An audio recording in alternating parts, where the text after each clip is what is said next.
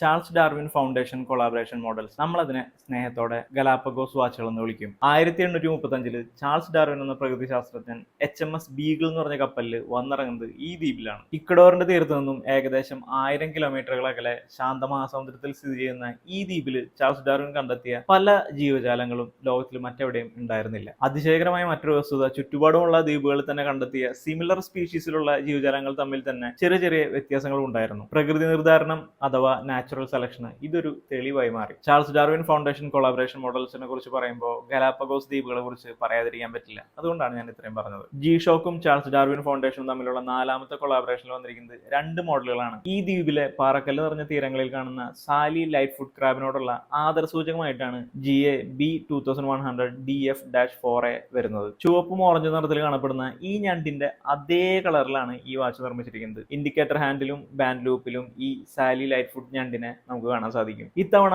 ഡയലില് ഗലാപ്പഗോസ് ദ്വീപുകളുടെ സിലൗട്ടും കാണാം. കറുത്ത ഡയലിലെ orange colour അവർ markers കാണുമ്പോൾ പാറയിൽ പറ്റി പിടിച്ചിരിക്കുന്ന ഞണ്ടുകൾ തന്നെയാണ് എനിക്ക് ഓർമ്മ വരുന്നത്. ബാക്ക് പ്ലേറ്റിൽ ചാൾസ് ഡാർവിൻ ഫൗണ്ടേഷന്റെ ലോഗോ എൻഗ്രേവ് ചെയ്തിട്ടുണ്ട്. സ്ട്രാപ്പിൽ സ്പാനിഷ് ഭാഷയിൽ ഇങ്ങനെ പറഞ്ഞിരിക്കുന്നു: അപ്പായോ ലെ കൺസർവേസിയോൺ ദ ഗലാപ്പഗോസ് എന്ന് പറഞ്ഞു കഴിഞ്ഞാൽ ഞാൻ അപ്പോഴേ പറഞ്ഞതല്ലേ ഗലാപ്പഗോസ് ദ്വീപിൽ പോകണ്ടെന്ന് എന്നാണ് അതിന്റെ അർത്ഥം. അങ്ങനെയല്ല കേട്ടാ.